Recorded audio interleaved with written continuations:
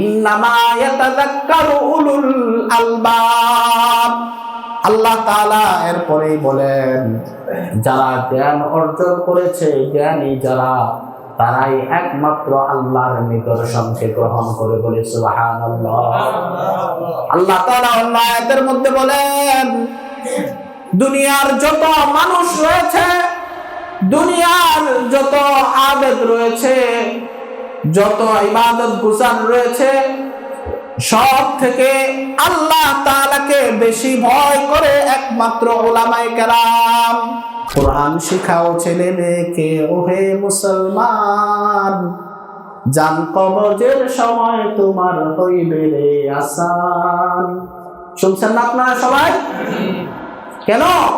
একটা ছেলেকে যখন আপনি কোরআন শিক্ষা দিবেন, এই সন্তানটা আপনার মৃত্যুকালে আপনার পাশে বসে কোরআন তেলাওয়াত করবে।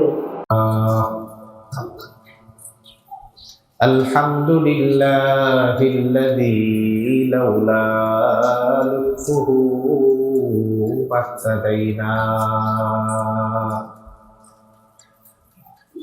ওয়া নাশহাদু আল্লা ইলাহা ইল্লাল্লাহু ওয়াহদাহু লা শারীকা লাহু লা দিদ্দা লাহু ওয়া লা মিসলা লাহু ওয়া লা মাসীলা লাহু ওয়া লা শিবহা লাহু ওয়া লা শাবীহা লাহু। ونشهد أن سيدنا وسندنا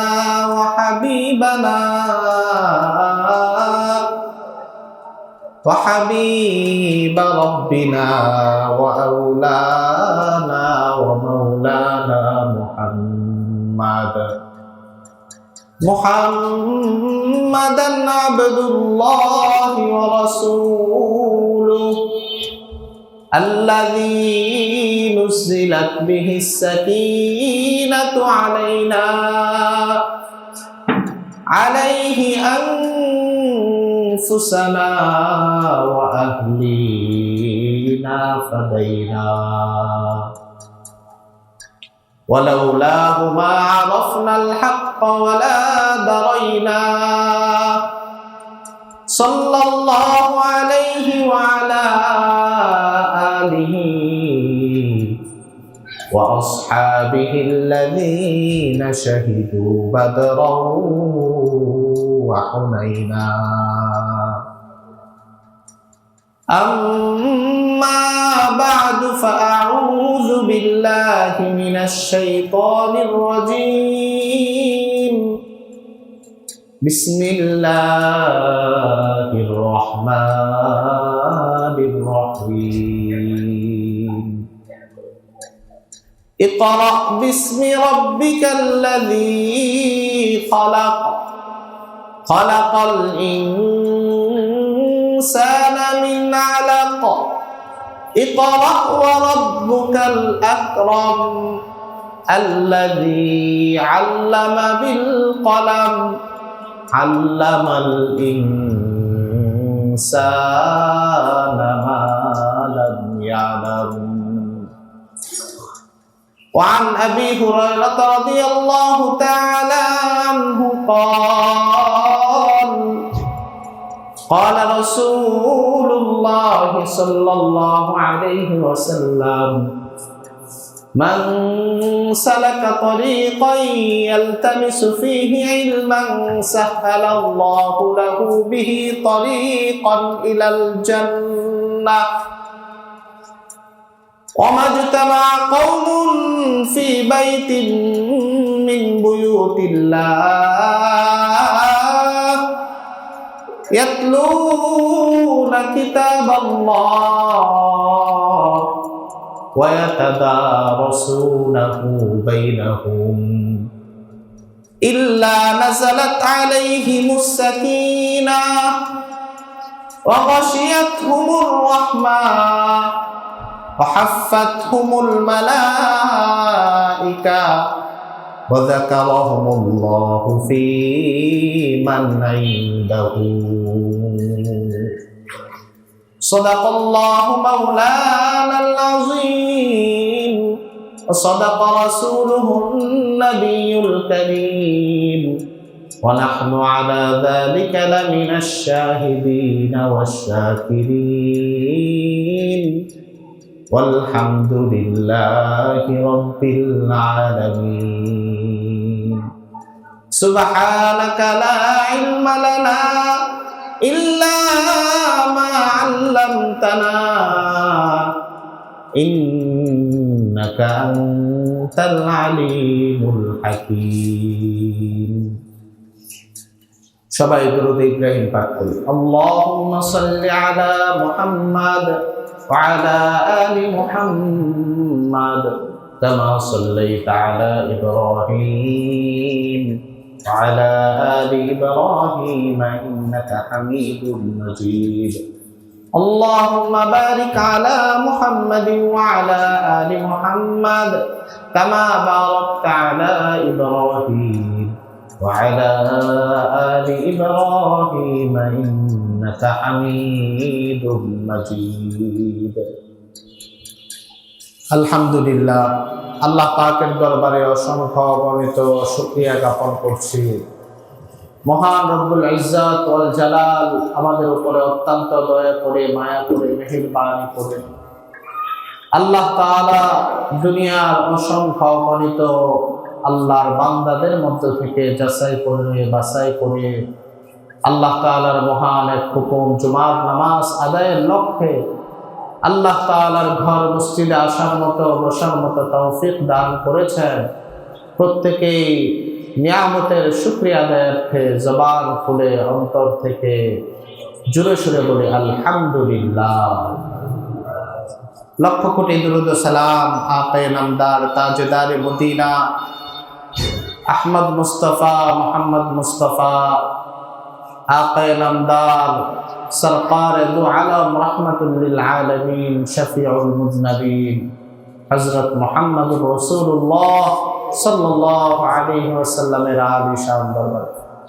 মুহতারাম মুআজ্জাজ মুসল্লিয়ানে কেরাম, আমাদের ধারাবাহিক আলোচনা চলছিল ইলমে দ্বীনের ফজিলত সম্পর্কে, বিশেষ করে সন্তানদেরকে ইলমে দ্বীন শেখানোর গুরুত্ব সম্পর্কে।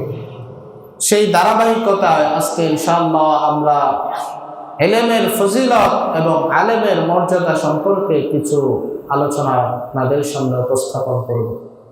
মহান আল্লাহ তাআলা যেন আমার জবান থেকে এমন কিছু কথা বের করে দেন যেগুলো আমার এবং আপনাদের হেদায়েতের জরিয়া হয়। সবাই বলি আমিন। মুহতারাম মুআজ্জাজ মুসল্লিয়ানে কেরাম, আমরা প্রত্যেকেই ঈমানদার মুসলমান। একজন ঈমানদার মুসলমান এর সব সময় এই কথা জানা রাখতে হবে, আল্লাহ তাআলার কাছে এই দুনিয়াতে যত ধর্ম আছে, দিন আছে, এর মধ্যে একমাত্র গ্রহণযোগ্য ধর্ম হলো ইসলাম ধর্ম। এর বাইরে এই দুনিয়াতে যত ধর্ম আছে, দিন আছে, কোনোটাই আল্লাহর কাছে গ্রহণযোগ্য না। আল্লাহর কাছে গ্রহণযোগ্য একমাত্র ধর্ম হলো ইসলাম ধর্ম। আর এই ইসলাম ধর্মের মধ্যে যে ইবাদত, যে আমল সব থেকে বেশি গুরুত্বপূর্ণ, তার মধ্যে অন্যতম একটা ইবাদত হলো, নেকের কাজ হলো ইলমে দ্বীন অর্জন করা। ইলমে দ্বীন অর্জন করা কেমন গুরুত্ব এটা একটু বুঝতে পারবো আমরা যদি দ্বীনে ইসলামের সূচনা কালের দিকে একটু ফিরে যাই। আপনারা সকলেই জানেন আমাদের নবী মুহাম্মদুর রাসূলুল্লাহ সাল্লাল্লাহু আলাইহি ওয়াসাল্লাম, ওনার 40 বছরের সময় আল্লাহর পক্ষ থেকে ওনাকে নবুয়ত দান করা হয়েছে। মুহাম্মদুর রাসূলুল্লাহ সাল্লাল্লাহু আলাইহি ওয়াসাল্লামকে নবুয়ত দান করার পরে সর্বপ্রথম যেই বিধান ওনাকে দেওয়া হয়েছে সেটা হলো, হে নবী, আপনি পড়ুন যে আয়াতে কারিমা আপনাদের সামনে তেলাওয়াত করলাম। আমাদের নবী মুহাম্মদুর রাসূলুল্লাহ সাল্লাল্লাহু আলাইহি ওয়াসাল্লামের কাছে সর্বপ্রথম নাযিল হয়েছে অর্থাৎ আল্লাহ নবীকে নবুয়ত দেওয়ার পরে এই ইসলাম ধর্মের যে বিধান সর্বপ্রথম আল্লাহর পক্ষ থেকে দেওয়া হলো সেটা হলো ইলমে দ্বীনের বিধান। সুবহানাল্লাহ। এই আয়াতের মধ্যে বিস্তারিতভাবে হযরত জিবরাইল আলাইহিস সালাতু ওয়াস সালাম এসেছেন। আসার পরে নবী মুহাম্মদুর রাসূলুল্লাহ সাল্লাল্লাহু আলাইহি ওয়াসাল্লামকে বললেন, নবী আপনি পড়ুন, ইকরা, আপনি পড়ুন। নবী উত্তর দিলেন, আমি পড়তে জানি না। একবার, দুইবার, তিনবারের মাথায় তখন আল্লাহ নবী আল্লাহ তাআলার কথা যখন শুনলেন, যখন জিবরাইল আলাইহিস সালাম বললেন আপনি আল্লাহর নামে পড়ুন, আল্লাহ নবী তখন পড়তে শুরু করেছেন, ইকরা বিসমি রাব্বিকাল্লাযী খালাক খালাকাল ইনসানা মিন আলাক ইকরা ওয়া রাব্বুকাল আকরাম আল্লাযী আল্লামা বিল কলম আল্লামাল ইনসানা মা লাম ইয়ালাম। অর্থাৎ আমরা এখান থেকে এই কথা সুস্পষ্টভাবে বুঝতে পারলাম, ইসলাম ধর্মের যে বিধান সর্বপ্রথম নাজিল হয়েছে সেটা হলো ইলমে দ্বীন হাসিল করা। ইলমে দ্বীন অর্জন করা অনেক ফজিলতের একটা কাজ। এই সম্পর্কে কুরআনুল কারীমে, হাদিস শরীফে অনেক ফজিলত বর্ণিত হয়েছে। আমরা সেই সম্পর্কে বিস্তারিতভাবে আলোচনা করব ধারাবাহিকভাবে ইনশাআল্লাহ। মুহতারাম মুআজ্জাজ মুসল্লিয়ানে কেরাম, ইলমে দ্বীন হাসিল করা এটা আমাদের উপরে একটা ওয়াজিব বিধান। আল্লাহ তাআলা পবিত্র কুরআনুল কারীমে সূরাতুত তাওবা এর 122 নম্বর আয়াত নাযিল করেছেন। 122 নম্বর আয়াত নাযিল করে আল্লাহ তাআলা দুনিয়ার মানুষদেরকে জানিয়ে দিয়েছেন, وما كان المؤمنون لينفروا كافة فلولا نفر من كل فرقة منهم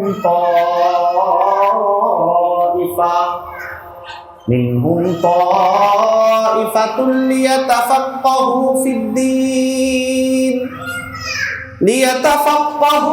في الدين ولينذروا قومهم إذا رجعوا إليهم لعلهم يحذرون।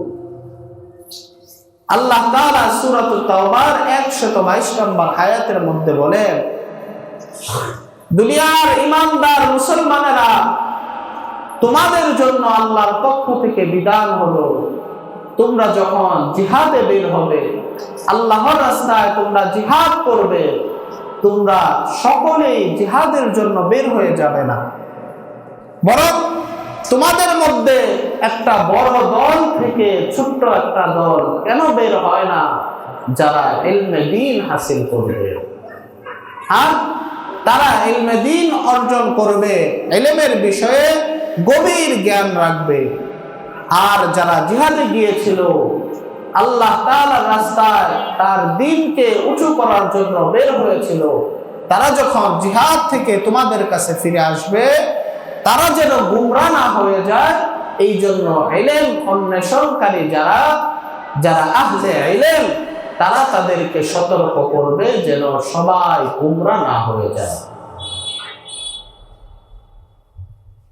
তাফসীরে কুরতুবীতে আল্লামা কুরতুবী রাহমাতুল্লাহি আলাইহি উনি উল্লেখ করেন, ওনার তাফসীর গ্রন্থ, প্রসিদ্ধ গ্রন্থ তাফসীরে কুরতুবী এর 8 নম্বর খণ্ডে এই আয়াতের ব্যাখ্যায় উনি বলেন, এখান থেকে সর্বপ্রথম একটা বিধান পাওয়া যায়, সেটা হলো ইলমে দ্বীন অর্জন করা মুসলমানের উপরে ফরজ, ওয়াজিব। তবে ইলমে দ্বীনের দুইটা স্তর রয়েছে। উনি ওনার কিতাবে বলেন, এই ইলম অর্জন করার দুইটা স্তর রয়েছে। তলাবুল ইলমি ইয়ানকাসিমু কিসমানে, আল আউয়ালু ফারজুল আইন ওয়াস সানি ফারজুল কিফায়া। আল্লামা কুরতুবী রাহমাতুল্লাহি আলাইহি বলেন, ইলম অন্বেষণ করার দুইটা স্তর রয়েছে। একটা স্তর হলো ফরজে আইন। এই ফরজে আইন যে ইলমের স্তর, প্রত্যেকটা নর নারীর জন্য এই পর্যায়ের ইলম শিক্ষা করা ফরজ। আরেকটা স্তর হলো ফরজুল কিফায়া, যেটা সবার উপরে সমষ্টিগতভাবে ফরজ। তবে যদি সমাজের কিছু সংখ্যক মানুষ তারা ইলমে দ্বীন অর্জন করে, সমাজের এই সকল মানুষের পক্ষ থেকে তাদের দায়িত্ব কয়েকজন আদায় করার দ্বারাই আদায় করে যাবে। সুবহানাল্লাহ। এটাকে বলা হয় ফরজে কিফায়া। প্রথম যে পর্যায়ের ইলম, তলাবুল ইলমি ফরিদাতুন আলা কুল্লি মুসলিম। ইবনে মাজাহ শরীফের মধ্যে আল্লাহর নবী সাল্লাল্লাহু আলাইহি ওয়াসাল্লাম এক হাদিস বলেছেন যে প্রত্যেক মুসলমানের জন্য ইলমে দ্বীন অর্জন করা ফরজ। তলাবুল ইলমি ফরিদাতুন আলা কুল্লি মুসলিম, প্রত্যেক মুসলমানের জন্য ইলম শিক্ষা করা ফরজ। এটা কতটুকু পরিমাণ ইলম?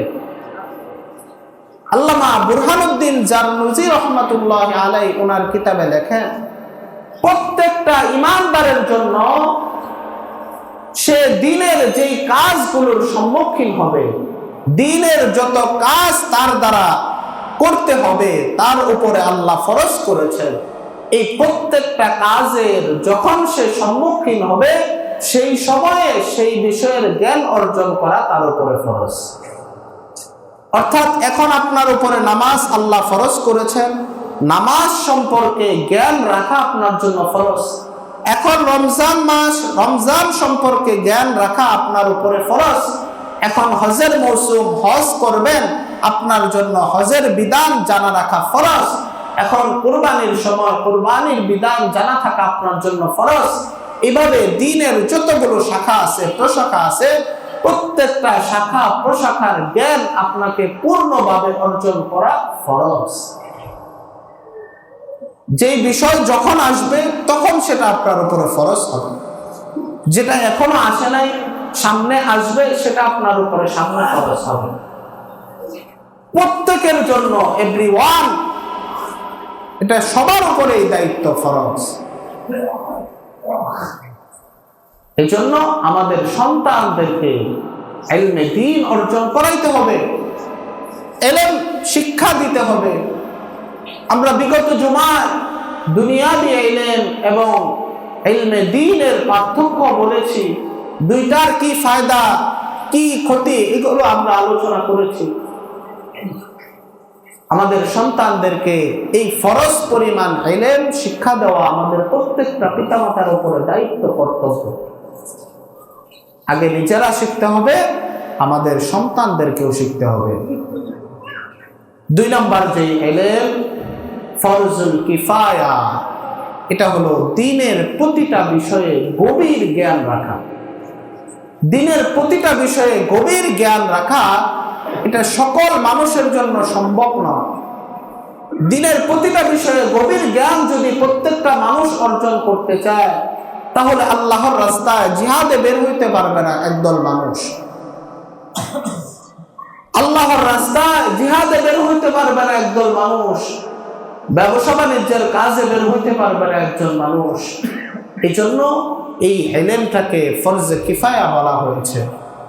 একদল মানুষ যারা অন্যান্য কাজ থেকে ফারেক হবে, যারা আল্লাহর রাস্তায় জিহাদে গিয়েছে তাদের থেকে পৃথক হবে, পৃথক হয়ে তারা শুধু ইলম অন্বেষণ করবে, আল্লাহর দেওয়া প্রতিটা বিধান সম্পর্কে গভীর জ্ঞান রাখবে, যাতে করে যারা এই গভীর জ্ঞান অর্জন করে নাই তাদের যে কোনো সংকটের সময়, তাদের যে কোনো প্রয়োজনের সময় তাদেরকে এই বিষয়ের জ্ঞান দিতে পারে আর তাদেরকে গুমরাহির থেকে বাঁচাইতে পারে।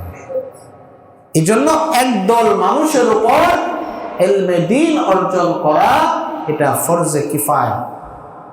যদি সমাজে এমন হয়ে যায় যে একদল মানুষও এই ইলমে দ্বীন অর্জন করছে না, ইলমে দ্বীন অর্জন করার থেকে সবাই বিরত, তাহলে সমাজের প্রত্যেকটা মানুষ আল্লাহর এই বিধান লঙ্ঘন করার গুনায় গুনাহগার সাব্যস্ত হবে। নাউজুবিল্লাহ। আর এই কাজটা আমাদের এই দেশের লক্ষ কোটি তালেবুল ইলম, যারা কোটি কোটি আম জনতার পক্ষ থেকে, তাদের দায়িত্ব আমাদের তালেবুল ইলম হাজার হাজার মাদ্রাসায় আদায় করে দিচ্ছে। সুবহানাল্লাহ। এই কাজটা যদি তালেবুল ইলম ভাইরা না করতো, আজকে আমার আপনার প্রত্যেকের উপরে আল্লাহর এই বিধান লঙ্ঘনের গুনাহ হইতো। তালেবুল ইলম ভাইদেরকে এই জন্য অবজ্ঞা করা যাবে না, তাদেরকে লজ্জার দৃষ্টিতে দেখা যাবে না, তাদেরকে ছোট করে আমাদের চোখে তাদেরকে দেখা যাবে না, সমাজে তাদেরকে ছোট করে উপস্থাপন করা যাবে না। আপনি ভুলে যাবেন না, আপনার দায়িত্বটা পালন করার জন্যই এই তালেবুল ইলম তার বাবা মার স্নেহ মমতাকে ত্যাগ করে, তার বাড়িতে থাকার সুখকে আনন্দকে ত্যাগ করে আপনার এই ফরজ বিধান পালন করার কাজে সে লিপ্ত রয়েছে। উলামায়ে কেরাম তারা আপনাদেরই কাজ করে দিচ্ছে। যদি সমাজে উলামায়ে কেরাম ইলম চর্চা করা ছেড়ে দেয়, ইলম শিক্ষা করা ছেড়ে দেয়, তাহলে এই গুনায় সবাই গুনাহগার হবে। শুধু গুনাহগার হবে না, বরং প্রতিটা মানুষ গুমরাহিতে লিপ্ত হবে। আর যখন প্রতিটা মানুষ গুমরাহিতে লিপ্ত হবে, আল্লাহর এই দুনিয়াকে রাখবেন না, তখন কিয়ামত সংঘটিত হয়ে যাবে। এই জন্য দুনিয়াকে টিকায় রাখার পিছনে এই তালেবুল ইলম উলামায়ে কেরামের অবদান রয়েছে। আপনি আমি এই কথা মনে করার কোনো সুযোগ নাই যে আমি আমার প্রযুক্তি দিয়ে, আমি আমার ব্যবসা বাণিজ্য দিয়ে, আমি আমার অর্থনীতি দিয়ে, আমি আমার আবিষ্কার দিয়ে দুনিয়াকে টিকিয়ে রেখেছি। বরং বিষয়টা এমন নয়, বরং আমার আল্লাহ তাআলার বিধানকে যে পালন করছে উলামায়ে কেরাম, আল্লাহ তাআলার দেওয়া জ্ঞানকে যারা শিখছে তালেবুল ইলম, তাদের কারণে আমরা দুনিয়াতে বেঁচে থাকতে পারছি। সুবহানাল্লাহ। এই জন্য তালেবুল ইলম এবং উলামায়ে কেরামকে কখনোই হীনতার দৃষ্টিতে দেখা যাবে না, তাদেরকে সমাজে ছোট করে উপস্থাপন করা যাবে না। আল্লাহ তাদেরকে মর্যাদা দিয়েছেন, আল্লাহ তাদেরকে ইজ্জত দিয়েছেন, নবী তাদেরকে ইজ্জত দিয়েছেন। আপনি যদি ইজ্জত না দেন, আপনি যদি সম্মান না করেন, তবে মনে রাখবেন এর জন্য ক্ষতিগ্রস্ত আপনিই হবেন। তালেবুল ইলম আর উলামায়ে কেরাম ক্ষতিগ্রস্ত হবে না। মুহতারাম মুআজ্জাজ মুসল্লিয়ানে কেরাম, আজকে দেখেন ইলমের কেন এত প্রয়োজনীয়তা, ইলমের গভীর ইলম অন্বেষণ করার কেন এত প্রয়োজনীয়তা। আজকে যদি উলামায়ে কেরাম সাধারণ মানুষকে সতর্ক না করে, সাধারণ মানুষকে দ্বীনের প্রতিটা বিষয়ে তাদেরকে হাতে ধরে ধরে শিক্ষা না দেয়, তারা বেঈমান কাফের হয়ে যাবে, তারা খ্রিস্টান হয়ে যাবে, তারা কাদিয়ানী হয়ে যাবে, তাদের কোনো খোঁজও থাকবে না, খবরও থাকবে না। সম্প্রতি কালে আমার কাছে খবর এসেছে, আমাদের এই সমাজে নাকি, আমাদের এই মহল্লায় নাকি খ্রিস্টান মিশনারি থেকে লোকজন এসে তাদের ধর্মে সরল মুসলমানদেরকে নেওয়ার জন্য তারা দাওয়াতি কাজ পরিচালনা করছে। নাউজুবিল্লাহ। আমাদের প্রতিটা মুসলমানদেরকে এই বিষয়ে সতর্ক থাকতে হবে, প্রতিটা মুসলমানদেরকে এই বিষয়ে সর্বোচ্চ সতর্কতা অবলম্বন করতে হবে। আল্লামা বুরহানুদ্দিন জারমুজি রাহমাতুল্লাহি আলাইহি ওনার কিতাবে লিখেছেন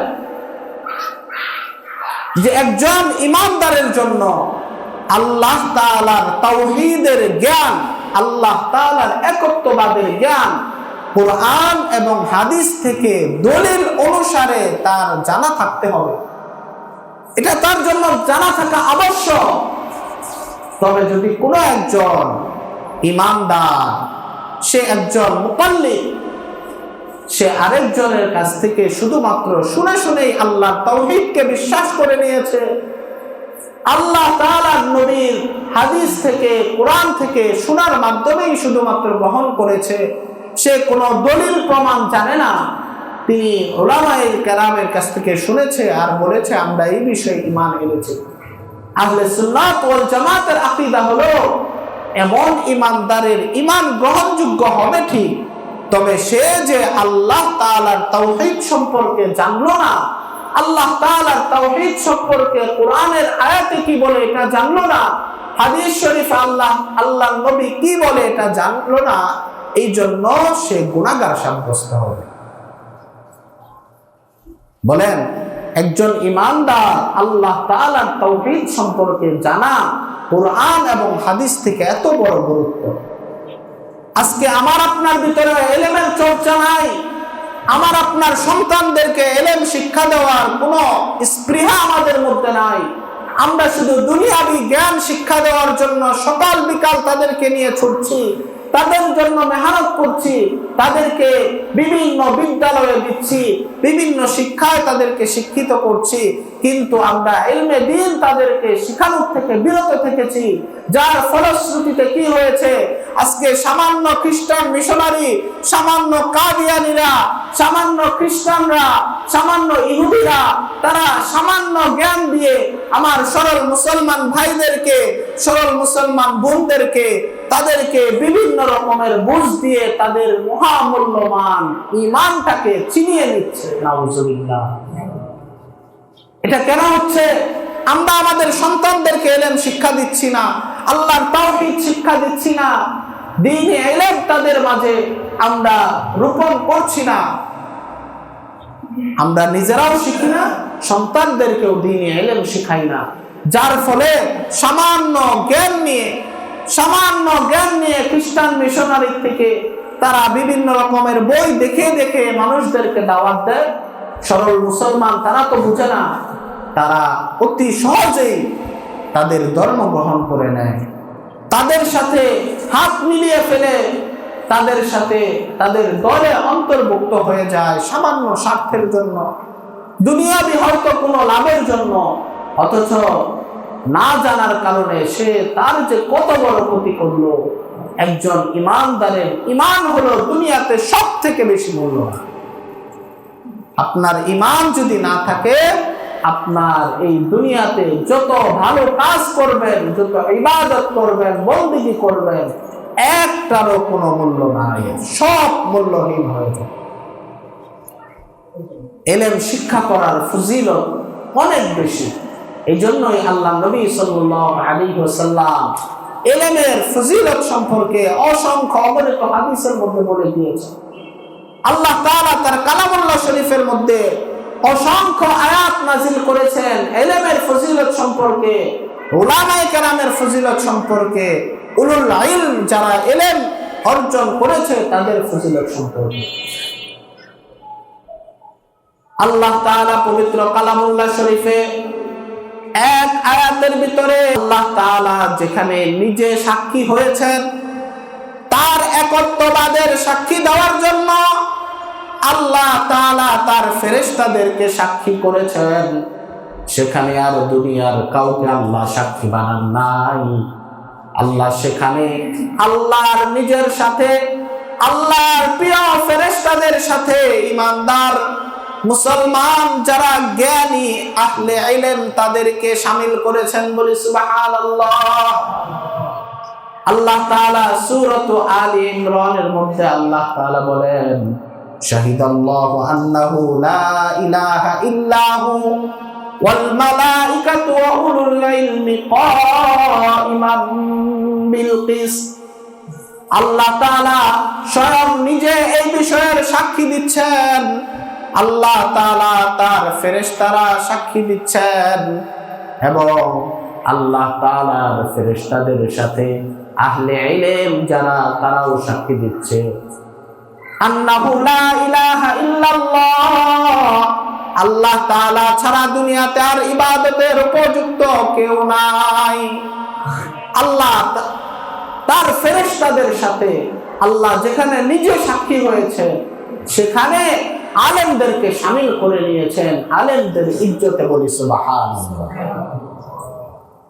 আল্লাহ তাআলা সূরাতুল মুজাদালার মধ্যে আল্লাহ তাআলা বলেন, ইয়ারফাইল্লাহুল্লাযীনা আমানু মিনকুম ওয়াল্লাযীনা উতুল ইলমা দারাজাত।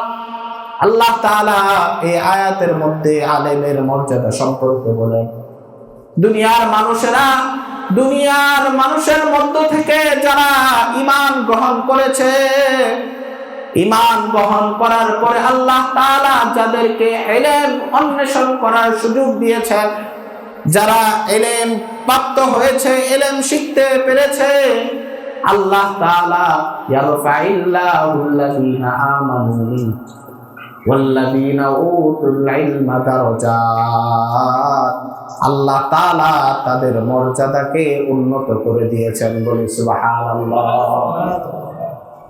দারাজাত শব্দ এখানে উল্লেখ করেছেন।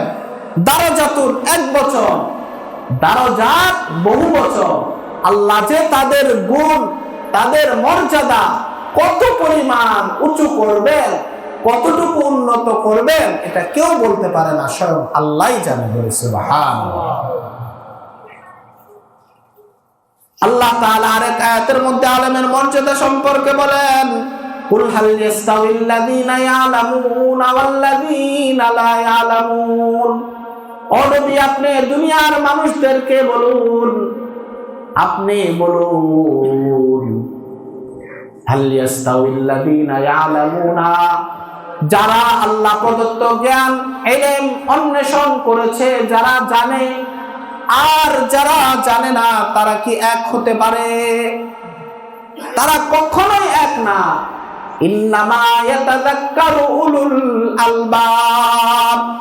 আল্লাহ তাআলা এরপরেই বলেন, যারা জ্ঞান অর্জন করেছে, জ্ঞানী যারা, তারাই একমাত্র আল্লাহর নিদর্শনকে গ্রহণ করে, বলে সুবহানাল্লাহ। আল্লাহ তাআলা অন্য আয়াতের মধ্যে বলেন, দুনিয়ার যত মানুষ রয়েছে, দুনিয়ার যত আবেদ রয়েছে, যত ইবাদত গুজার রয়েছে, সব থেকে আল্লাহ তাআলাকে বেশি ভয় করে একমাত্র উলামায়ে কেরাম। আল্লাহ তাআলা বলেন, ইন্নামা ইয়াখশাল্লাহা মিন ইবাদিহিল উলামা। দুনিয়াতে একমাত্র আল্লাহ তাআলাকে ভয়কারী হলো উলামায়ে কেরাম। যারা আল্লাহ তাআলার দ্বীনের জ্ঞান অর্জন করেছে, তারাই প্রকৃতপক্ষে আল্লাহ তাআলাকে ভয় করে। এছাড়া আল্লাহর পক্ষ থেকে ইলম অন্বেষণ ছাড়া, বলেন একজন মানুষ নামাজের বিধানই জানে না, একজন মানুষ হজের বিধান জানে না, সে এই আল্লাহর বিধান কিভাবে পালন করবে? আল্লাহর ভয় তার ভিতরে কিভাবে আসবে? এজন্য ইলম অন্বেষণ করতেই হবে। আল্লাহ নবী সাল্লাল্লাহু আলাইহি ওয়াসাল্লামকে আল্লাহ তাআলা দুনিয়ার কোন জিনিস বেশি বেশি চাইতে একেবারে বলেন নাই। কোথায় এমন নাই যে আল্লাহ নবীকে আল্লাহ তাআলা বলেছেন যে এটা আপনি আমার কাছে বেশি বেশি চান।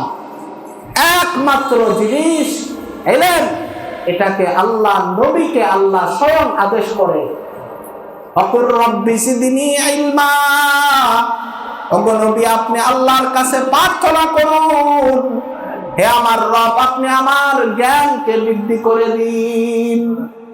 একমাত্র আল্লাহ তাআলা তার নবীকে এই বেশি বেশি জ্ঞান যেন আল্লাহ দান করে, এটা চাইতে বলেছেন। আর কোনো কিছু আল্লাহর কাছে বেশি পরিমাণে চাইতে আল্লাহ নির্দেশ দেন। আল্লাহ নবী সাল্লাল্লাহু আলাইহি ওয়াসাল্লাম হাদিসে পাকের মধ্যেও এভাবে উলামায়ে কেরামের মর্যাদা সম্পর্কে বলে গিয়েছেন। আল্লাহ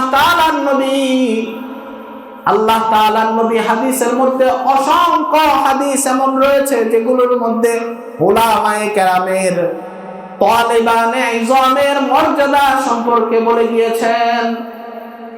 হাদিসের যতগুলো গ্রন্থ আপনারা বর্তমান দুনিয়াতে পাবেন, ছোট গ্রন্থ, একেবারে ছোট 40 হাদিস যেখানে উল্লেখ করা হয়েছে, সেইগুলোর মধ্যেও দুই একটা হাদিস পেয়ে যাবেন যেগুলো ইলমের ফজিলত সম্পর্কে উল্লেখ।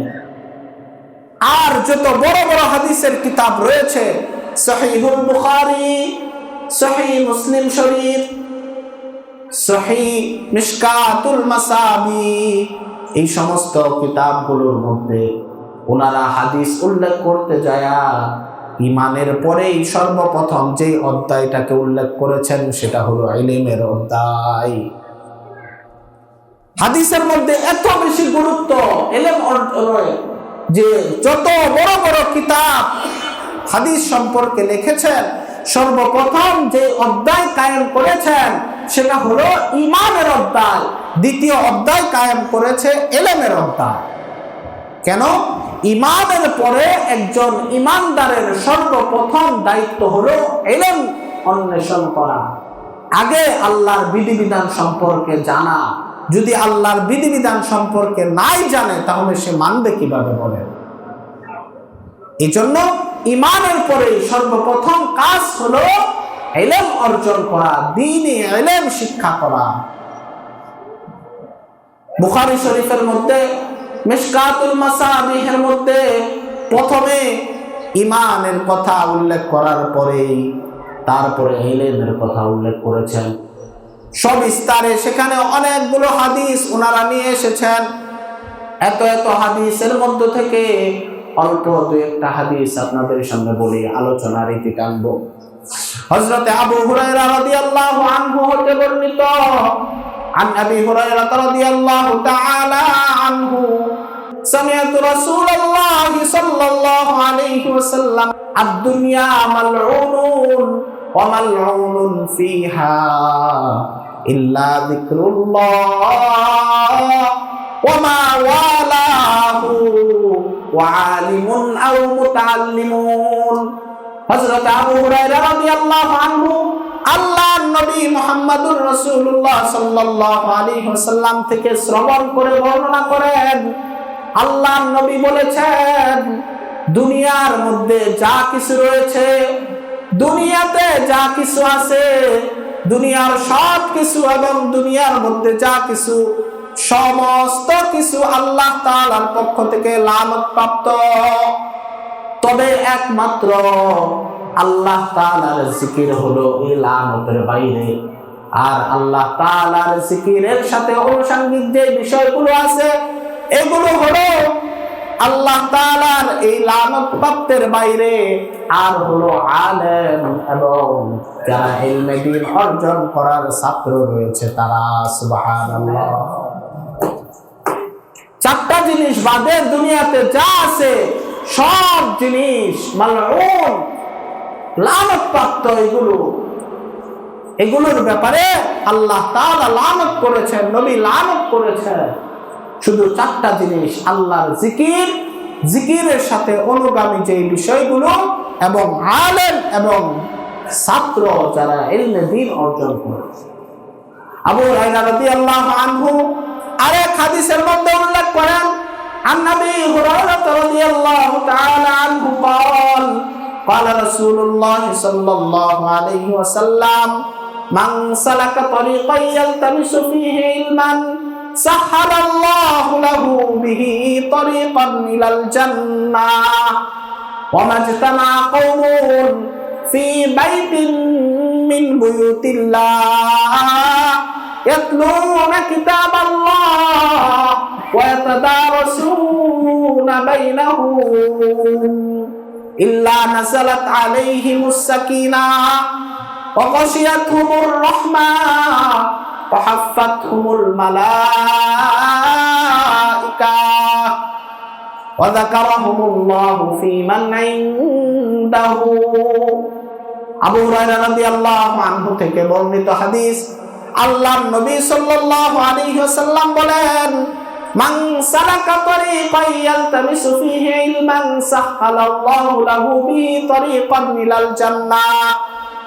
দুনিয়ার মধ্যে যেই মানুষটা ইলমে দ্বীন অর্জন করার জন্য সামান্য একটু পথ অবলম্বন করলো, কোন একটা পথ অবলম্বন করলো, আল্লাহ তাআলা তার জন্য জান্নাতের দিকে একটা পথকে সুগম করে দেন। বলে সুবহানাল্লাহ। আবু হুরায়রা রাদিয়াল্লাহু আনহু আরো বলেন, একজন মানুষ যখন দুনিয়ার কোন একটা ঘরের মধ্যে বসে, অথবা কয়েকজন মানুষ যখন দুনিয়ার ঘর সমূহের মধ্যে একটা ঘরের মধ্যে বসে আল্লাহর কিতাবের তেলাওয়াত করে, অথবা পরস্পরে আল্লাহ তাআলার দেওয়া এই ইলম নিয়ে আলোচনা করে, পর্যালোচনা করে ইলম শিখে, আল্লাহ তাআলা সেই মুহূর্তে তাদের জন্য আল্লাহ তাআলা প্রতিটা মুহূর্তে তাদের জন্য ওয়ানাজালাত আলাইহিমুর রাহমা ওয়ানাজালাত আলাইহিমুস সাকিনা, আল্লাহ তাআলা তাদের উপরে সেই সময় সাকিনা নাযিল করতে থাকেন, বলে সুবহানাল্লাহ। শুধুমাত্র সাকিনা নাযিল করেই শেষ নয়, ওয়াশিয়াতুহুমুর রাহমা, আল্লাহ তাআলার রহমত দিয়ে তাদেরকে বেষ্টনী দিয়ে রাখা হয়, সুবহানাল্লাহ। শুধু আল্লাহ তাআলার রহমত দিয়ে বেষ্টনী দিয়ে রাখা হয় না, ওয়াহাফাতহুমুল মালাইকা, ফেরেশতারা তাদেরকে বেষ্টনী দিয়ে নিরাপত্তা দিতে থাকেন, বলি সুবহানাল্লাহ। এতটুকুই শেষ নয়, বরং আল্লাহ তাআলা ওয়া যাকারাহুমুল্লাহু ফী মান ইনদাহু, এই দুনিয়ার জমিনে বসে বসে যেই ব্যক্তিরা আল্লাহ তাআলার কালাম পাঠ করছে, তেলাওয়াত করছে, যে ব্যক্তিরা আল্লাহ তাআলার নবীর হাদিস নিয়ে গবেষণা করছে, আল্লাহ তাআলার দেওয়া এই ইলম নিয়ে তারা পরস্পরের মধ্যে পর্যালোচনা করছে, আল্লাহ তাআলাও তাদের কথা তার নিকটবর্তী ফেরেশতাদের মাঝে আলোচনা করতে থাকেন, বলি সুবহানাল্লাহ। দেখেন কত ফজিলত ইলম অন্বেষণের, দ্বীনে ইলম শিখার কত ফজিলত। এরকম অসংখ্য বর্ণিত হাদিস। অন্য হাদিসে আল্লাহ তাআলার নবী বলেন, মান সালাকা তরিকান ইয়ালতামিসু ফীহি ইলমান সাহালাল্লাহু লাহু তরিকান ইলাল জান্নাহ, যে ব্যক্তি ইলম অন্বেষণ করার জন্য কোন একটা পথ অবলম্বন করলো, আল্লাহ তাআলা জান্নাতের পথ সমূহের মধ্যে থেকে কোন একটা পথকে তার জন্য সুগম করে দিবেন, সুবহানাল্লাহ। শুধু এতটুকুই শেষ নয়, আল্লাহর নবী বলেন ওই বান্দাটার জন্য, ওই তালেবুল ইলমটার জন্য ফেরেশতারা তাদের নূরের পরগুলো বিছিয়ে দিবে, সুবহানাল্লাহ। এই হাদিসের শেষ অংশে আল্লাহর নবী বলেন, শুধু ফেরেশতারা নূরের পর বিছিয়ে ক্ষান্ত হবে না, বরং এই তালেবুল ইলমের মাগফিরাতের জন্য দুনিয়ার মধ্যে যা কিছু রয়েছে সমস্ত কিছু, এমনকি সমুদ্রের তলদেশে যে মাছ রয়েছে এই মাছও তার মাগফিরাত কামনা করতে থাকবে। অন্য বর্ণনায় আছে শুধু মাছই ক্ষান্ত না, গর্তের পিপিলিকা পর্যন্ত তার মাগফিরাত কামনা করতে থাকবে, সুবহানাল্লাহ। বলেন এই মর্যাদা দুনিয়ার অন্য কোন জিনিস অর্জনের জন্য বলা হয়েছে? কোন জিনিস নাই যার জন্য এত মর্যাদা আল্লাহ বলেছেন। এত মর্যাদার কথা যদি আমরা জানার পরেও, বুঝার পরেও নিজেরা ইলম না শিখি, আমাদের সন্তানদেরকে ইলম না শিখাই, তাহলে আমাদের থেকে দুনিয়া আখিরাতে হতভাগা এর চাইতে বেশি আর কেউ হবে না। প্রত্যেকটা মানুষের জন্য দ্বীনের যেটুকু ইলম ফরজ, এই পরিমাণ ইলম শিখতেই হবে, নিজের সন্তানদেরকে শিখাইতে হবে, এর থেকে মুক্তি পাওয়ার কোনো উপায় নাই। আর যদি না শিখায় তাহলে একটা সময় দুনিয়াতে এমন হবে আর গভীর ইলমওয়ালা আর কেউ থাকবে না, আপনাদেরকে সতর্ক করার মতো আর মানুষ কেউ থাকবে না, নামাজের মুসল্লায় দাঁড়িয়ে ইমামতি করার মতো আর কেউ থাকবে না। তখন দুনিয়ার প্রতিটা মানুষ গুমরাহিতে লিপ্ত হয়ে যাবে, আর গুমরাহিতে লিপ্ত হওয়ার কারণে আল্লাহ তাআলা এই দুনিয়া খতম করে দিবেন, কিয়ামত কায়েম হয়ে যাবে। এজন্য ভাইরা আমার, ইলম অন্বেষণ করতেই হবে, এটার মর্যাদা অসীম।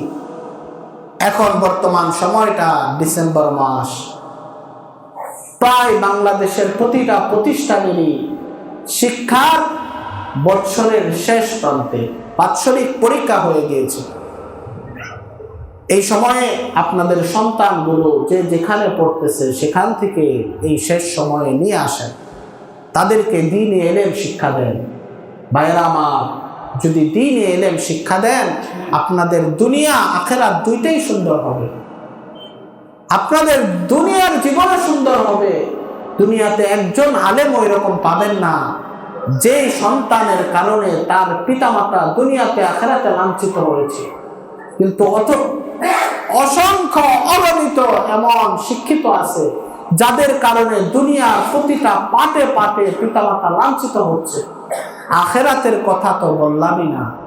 আখেরাতের কথা গত সপ্তাহে কিছুটা আপনাদেরকে বলেছিলাম, যে এই সন্তানকে ইলম না শেখানোর কারণে যখন এই সন্তান জাহান্নামী হবে, আল্লাহর কাছে বলবে, আল্লাহ আমার পিতামাতাকে আমার সামনে আনে, আমি আমার পিতামাতার বুকের উপরে পাড়া দিয়ে তারপরে জাহান্নামে যাব।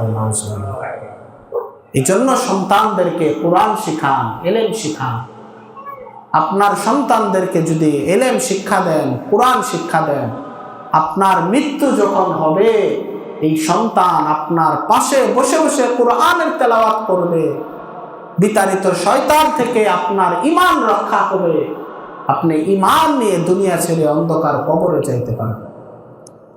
একটা প্রসিদ্ধ গজল আপনারা সবাই শুনেছেন, কোরআন শিখাও ছেলে মেয়েকে ওহে মুসলমান, জান কবজের সময় তোমার হইবে রে আসান। শুনছেন না আপনারা সবাই? কেন? একটা ছেলেকে যখন আপনি কোরআন শিক্ষা দিবেন, এই সন্তানটা আপনার মৃত্যুকালে আপনার পাশে বসে কোরআন তেলাওয়াত করবে।